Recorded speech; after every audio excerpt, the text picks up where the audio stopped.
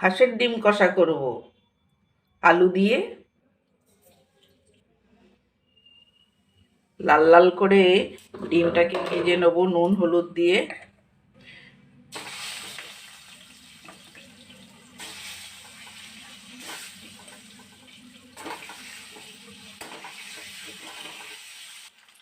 এবার তুলে নিই। ওখানে আলুটাও একটু ভেজে নেব।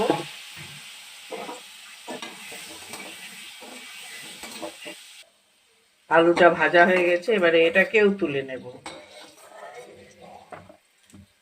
ওই কড়াইতেই দেখো রসুন, বড় বড় দুটো পেঁয়াজ কুচিয়ে নিয়েছিলাম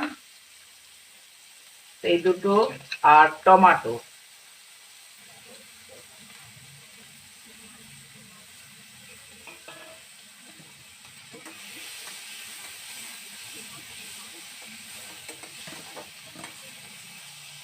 এবারে আদা বাটা দিচ্ছি। দেখো এবারে দিচ্ছি নুন, হলুদ, লঙ্কার গুঁড়ো, কাশ্মীরি রেড চিলি পাউডার।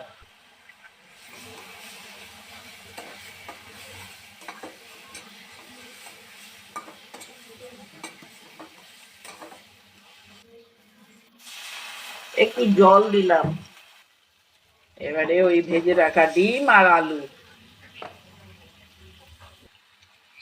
এবারে জল দিচ্ছি, একটু মিষ্টি, এখন একটু চাপা দিয়ে দিচ্ছি। ওহো, কটা চেরা কাঁচা লঙ্কা দেব।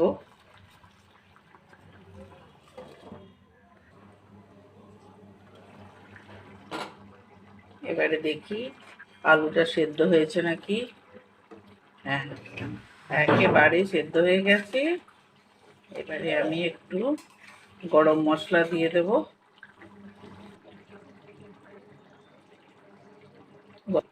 গরম মশলার গুঁড়ো আর দেব ধনে পাতা।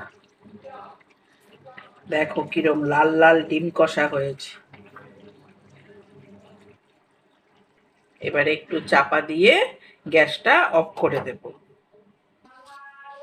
দেখো প্রায় 5 মিনিট পর আমি আসলাম। এবারে ভালো করে আমার হয়ে গেছে হাঁসের ডিম কষা। আলু দিয়ে হাঁসের ডিম কষা, গরম গরম